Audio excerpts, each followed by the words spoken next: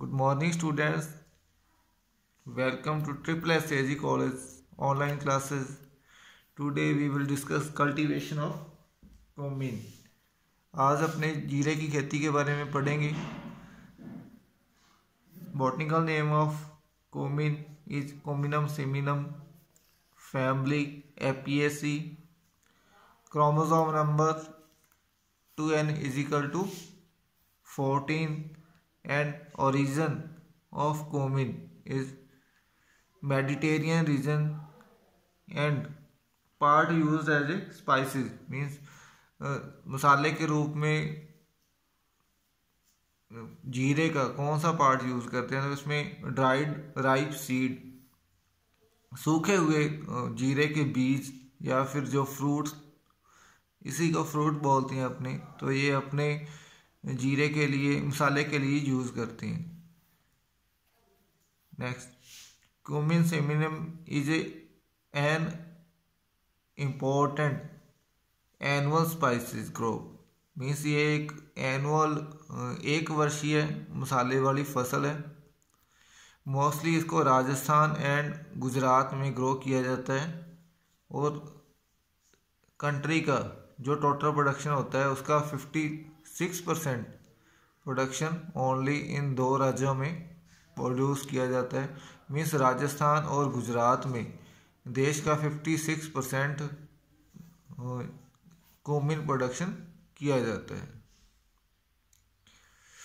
Dried seed is mainly use as condiments and contain 2.5 to 3.5% volatile oil. Means इसका जो बीज होता है सूखा हुआ उसको मसाले के रूप में यूज़ करते हैं और इसमें 2.5 से 3.5%, कुछ बुक्स में 2.5 से 4.5% भी लिया हुआ है. तो इसमें वोलेटाइल ऑयल इतना पाया जाता है. मीन्स वाष्पशील जो तेल होता है उसकी मात्रा 2.5 से 3.5 पाई जाती है. नेक्स्ट है varieties RZ19, RZ209, RS1, MC43, Gujarat cumin 1, Gujarat cumin 2. ये जीरे की वैरायटीज है इम्पोर्टेंट. नेक्स्ट क्लाइमेट की बात करें तो अपने जो जीरे की खेती करते हैं उसके लिए अपने को ठंडा और शुष्क जलवायु की ज़रूरत होती है. इसको मोस्टली ट्रॉपिकल क्लाइमेट में ग्रो किया जाता है बट इसको सब ट्रॉपिकल क्लाइमेट में भी इसको ग्रो कर सकते हैं. ये ट्रॉपिकल क्लाइमेट का पौधा है. नेक्स्ट इसमें फ्लावरिंग और फ्रूटिंग आती है. मीन्स जब इसमें दाने बनते हैं उस टाइम इन्वायरमेंट में ज़्यादा मॉइस्चर नहीं होना चाहिए या फिर बादल छाए हुए नहीं रहने चाहिए जिससे इसमें बीमारी लगने के ज़्यादा चांस रहते हैं. इंसेक्ट और डिजीज उस टाइम ज़्यादा आते हैं अगर मॉइस्चर ज़्यादा हो इन्वायरमेंट में तो. नेक्स्ट है सॉइल. इसके लिए गहरी दोमट मृदा इसकी खेती के लिए अच्छी होती है. Means deep friable and well drained loam to medium heavy soil are best for cumin cultivation. Means loamy soil to clay loam soil तक भी इसको ग्रो कर सकते हैं बट मोस्टली जो अच्छी सॉइल इसके लिए मानी जाती है वो लोमी सॉइल इसके लिए अच्छी मानी जाती है. नेक्स्ट है मैन्योर एंड फर्टिलाइजर. cumin की कल्टीवेशन के लिए अपने को 100 to 150 quintal per hectare FYM, 30 kg per hectare nitrogen, 20 kg per hectare phosphorus and 20 kg per hectare potash use करनी चाहिए.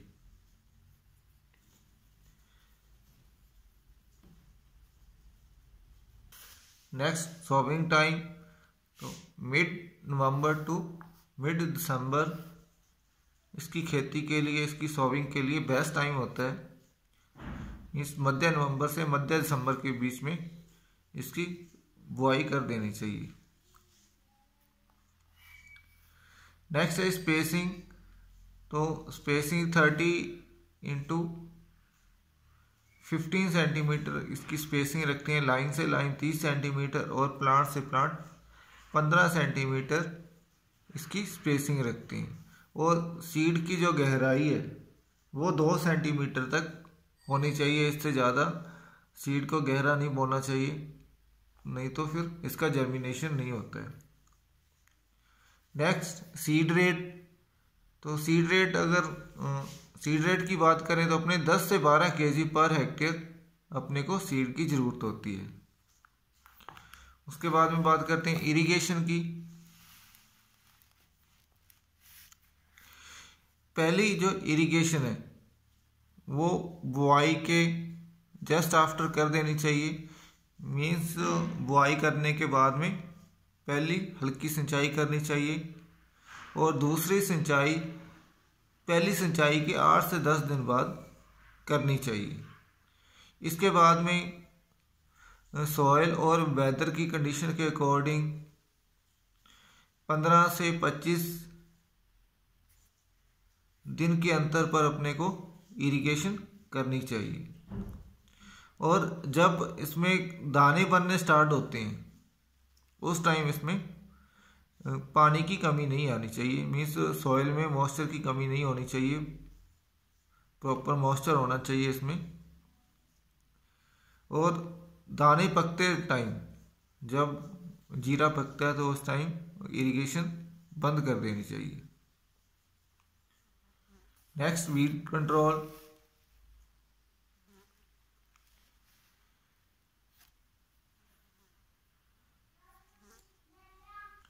जीरे में वीड एक सीरियस प्रॉब्लम है,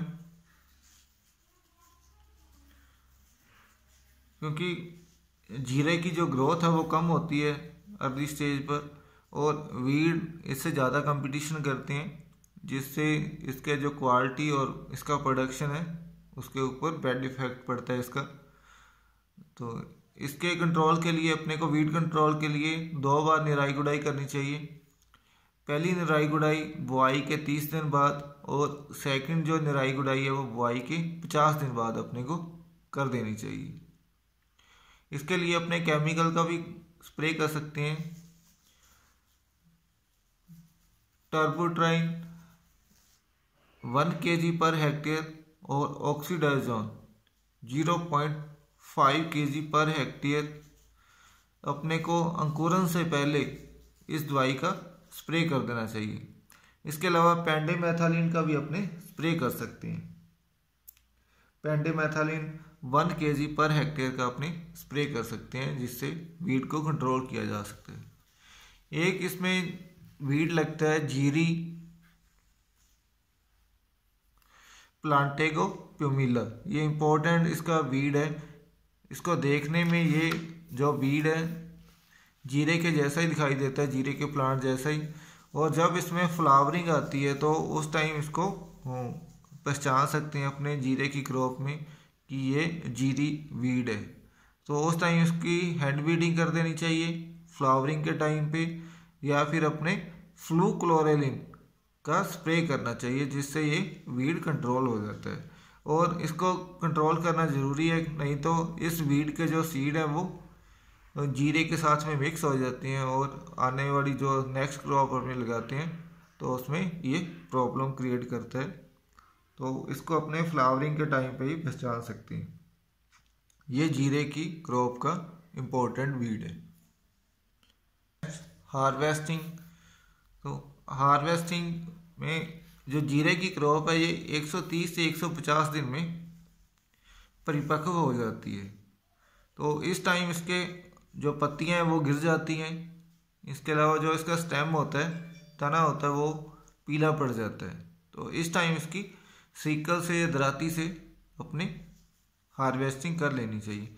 हार्वेस्टिंग के बाद में थ्रेशिंग करते हैं। थ्रेशिंग में अपने इसको या तो पक्के फर्श के ऊपर अपने इसको पीट कर इसके दाने निकालते हैं, या फिर थ्रेशर की अगर ज़्यादा मात्रा में है तो थ्रेशर का यूज़ करके अपने इसके जो ग्रेन होते हैं उसको हार्वेस्ट कर लेते हैं। नेक्स्ट यील्ड की बात करें तो 6 से 8 क्विंटल पर हेक्टेयर अपने को जीरे की यील्ड प्राप्त होती है। नेक्स्ट है अपनी प्लांट प्रोडक्शन। तो इसमें फर्स्ट इंसेक्ट पेस्ट की बात करें तो फर्स्ट इसमें लगता है एफिड। ये जो टेंडर पार्ट होते हैं प्लांट के और फ्लावर उसमें उसका रस चूसता है जिससे पौधे पीले पड़ जाते हैं और जो ग्रेन होते हैं वो सिकुड़ जाते हैं और ग्रेन की जो क्वालिटी होती है और यील्ड होती है वो दोनों ही कम हो जाते हैं। नेक्स्ट इसके कंट्रोल के लिए अपने को डाई मेथोएट 30 EC 0.03% अथवा फॉस्फोमिडोन 85 SL के 0.03% या फिर मेलाथियान 50 EC 0.03% के घोल का स्प्रे करना चाहिए। अगर दोबारा ज़रूरत पड़े अपने को तो 15 दिन के अंतर पर अपने इसको रिपीट कर सकते हैं। सेकंड इंसेक्ट है माइट। तो might also suck the safe from young plant part and inflorescence. Means जो माइट है ये भी पौधे के टेंडर भाग होते हैं या फिर फूल वाला पार्ट होता है जो इनफ्लोरेसेंस होता है उसका रस चूसता है। इसके कंट्रोल के लिए अपने को इथियोन 50 EC के 0.02% सॉल्यूशन का स्प्रे करना चाहिए। ये इंसेक्ट पेस्ट जो अपने कोरिएंडर क्रॉप है उसके सेम ही लगते हैं इसमें, तो ये सेम ही है। नेक्स्ट है डिजीज की बात करें तो फर्स्ट इसको डिजीज लगती है पाउडरी मिल्ड्यू। इरिसाइफी पॉलीगोनी के कारण होती है, ये एक फंजाई है। तो white powdery mass appear on the leaves and in severe condition it spread on the whole plant.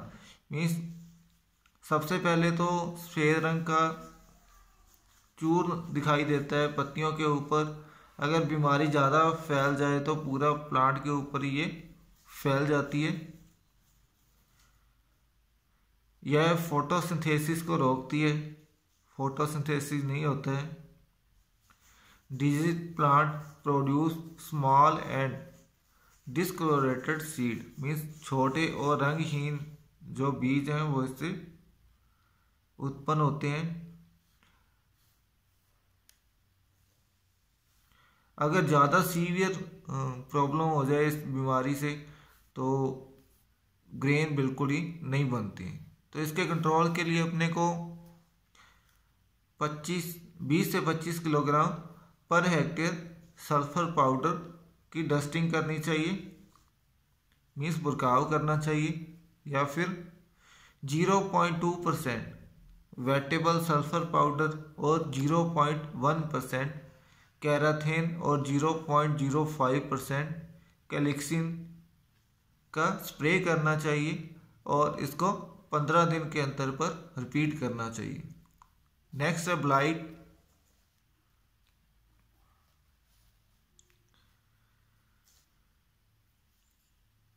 Cloudy weather के कारण होता है। अगर लंबे टाइम तक अपने बादल छाए रहें तो उस टाइम ये बीमारी हो जाती है। तो इस बीमारी के कारण ब्राउन कलर के स्पॉट बन जाते हैं पत्तियों के ऊपर और पत्तियां या तो मुड़ जाती हैं या फिर गिर जाती हैं।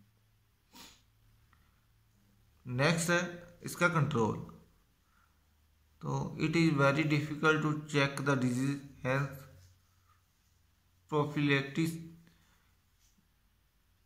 measures should be adopted to prevent the disease। Means जब ये बीमारी हो जाए तो इसका कंट्रोल करना मुश्किल है, बट प्रोफिलेटिक मीन्स रोग निरोधी मेजर्स अपने को अपनाने चाहिए जिससे ये बीमारी ना फैले।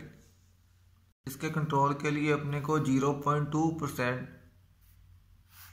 बाविस्टिन और इंडोफिल M45 और फिल्टान का स्प्रे करना चाहिए जब फूलों के टाइम पर बादल छाए रहते हैं।